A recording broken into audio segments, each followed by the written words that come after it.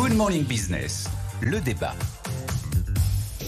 Nicolas Dose et Raphaël Legendre. Le conclave 1 c'est mort, je résume en 30 secondes. La CGT c'est out, l'U2P c'est out, FO c'est out. Il reste la CFDT qui continue de discuter mais pour faire ce qu'elle veut.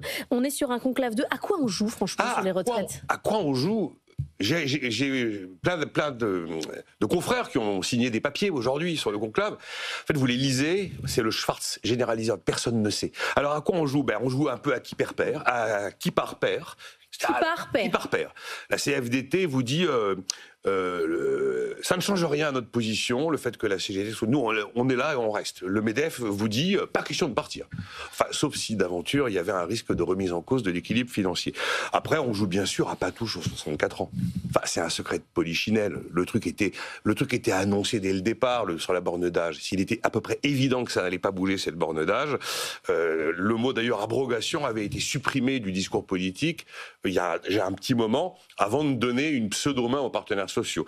Après, on joue à faire croire qu'avec les 11 séances qui restent, il y aura une super jolie fumée blanche et un merveilleux accord interprofessionnel, alors que 3 pauvres petites séances ont suffi à quasi faire imploser l'intégralité du conclave.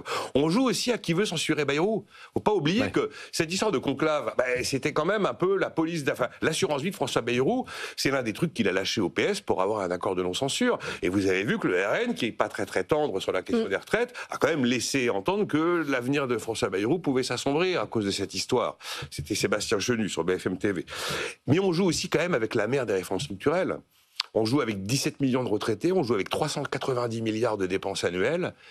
Donc le sujet, le ballon est un ballon fondamental, mais par contre les règles du jeu sont à peu près devenues totalement illisibles. Raphaël Legendre, vous allez me répondre à un truc que je déteste, vous allez me dire c'est de la popole, voilà, c'est du jeu politique.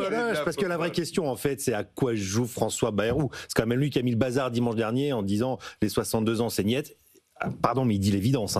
C'est-à-dire qu'il est hors de question de revenir aux 62 ans. Ça coûterait 15 milliards d'euros. Je ne suis pas sûr qu'avec 150 milliards de déficit, par an, bien sûr, on puisse se permettre de telles largesses. Mais la question, c'est est-ce qu'il a fait exprès ou pas? C'est un peu ça la question qui se pose chez les acteurs de ce conclave. Il dit à titre personnel maintenant, je pense. Oui, enfin, à titre personnel, quand on est Premier ministre, ça va. Ouais, il faut réfléchir à sa parole. Après, c'est pas la première fois qu'il fait sauter un accord juste avant des échéances importantes. 2 jours avant, souvenez-vous, le vote du budget, il avait déjà lancé la polémique sur l'immigration avec ce sentiment de submersion qui avait failli décrocher le PS.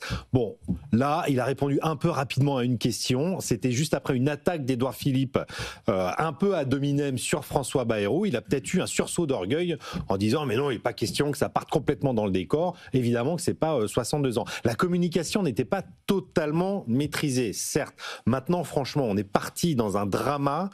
Il faut se calmer un peu. Il faut qu'on se calme de tout le monde. Tout le monde a eu son petit quart d'heure. Évidemment, c'est un objet médiatique. Donc tout le monde a son petit quart d'heure de gloire autour de je claque la porte, je sors, je reste.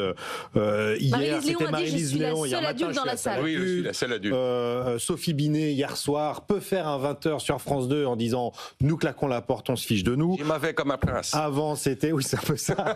Avant, c'était Michel Picon, dont on entend assez peu parler. L'U2P, c'est pas lui faire offense. Bon, là, il a fait toutes les tournées des plateaux, des caméras, etc. Ce matin, ça va être le tour d'Amir Reza Tofighi. Vous allez voir la CPME qui. Mais le sujet, c'est la CFDT. Il reste, mais pas que la CFDT. Certes, FO, U2P, CGT ont claqué la porte. Il reste quand même la CGC, pardon, la CFTC, évidemment la CFDT, premier syndicat de France, qui un peu la clé de maintien aussi du PS dans l'accord gouvernemental. Et puis on a le MEDEF et puis la CPME côté patronal. Donc avec ça, on peut continuer de discuter. Veut absolument rester et le MEDEF ne prendra pas la responsabilité de faire capoter le conclave. Non seulement ça va continuer, mais en plus il y a du grain à moudre. Aujourd'hui, ils vont parler pénibilité, un peu d'âge légal aussi, mais la semaine prochaine, vous avez encore les carrières longues, vous avez le sujet des femmes. Enfin, il y a beaucoup de sujets autres que l'âge légal. Et puis, il faut garder cet objectif d'équilibre à 2030. C'est quand même un objectif raisonnable. Tout est ouvert. Donc le conclave 1 est mort, vive le conclave 2. Oui, alors ça, j'ai bien aimé la formule conclave 1 fini, conclave 2, bonjour. Conclave 2, c'est que ça débute aujourd'hui avenue de Ségur. La semaine dernière, c'était les mêmes, mais c'était conclave 1. Objectivement, renommer les trucs, c'est pas ça qui va changer grand-chose. Si elle se débrouille bien, la CFDT, si elle se débrouille bien, comme c'est quand même, j'ai dit, la mère des réformes structurelles, et c'est un sujet essentiel, eh bien, elle peut marquer des points dans l'opinion. Elle est quand même aujourd'hui, effectivement, comme ça vient d'être dit, premier syndicat de France.